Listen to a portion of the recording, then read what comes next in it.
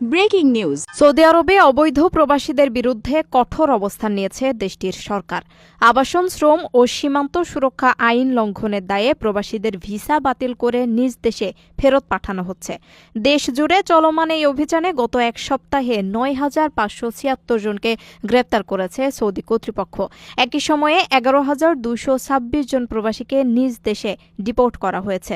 Saudi স্বরাষ্ট্র মন্ত্রণালয়ের তথ্য অনুযায়ী গ্রেপ্তারকৃতদের মধ্যে ইকামা বা আবাসন আইন অমান্য করায় ৪,৮৬৫ জন, সীমান্ত নিরাপত্তা আইন লঙ্ঘনের দায়ে ৩,৩১৯ জন এবং শ্রম আইনের আওতায় ১,৩৯২ জনকে আটক করা হয়েছে।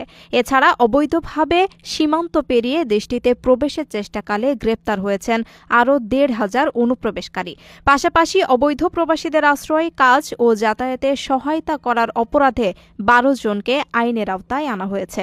অবৈধ প্রবাসীদের বিষয়ে কঠোর হুঁশিয়ারি দিয়ে সৌদি স্বরাষ্ট্র মন্ত্রণালয় জানিয়েছে, অনুপ্রবেশকারীদের যেকোনো ধরনের সহায়তা দিলে সর্বোচ্চ ১৫ বছরের জেল এবং ১০ লাখ রিয়াল পর্যন্ত জরিমানা হতে পারে। সেই সঙ্গে বাজেয়াপ্ত করা হবে অপরাধীদের ব্যবহৃত যানবাহন ও বাসস্থান।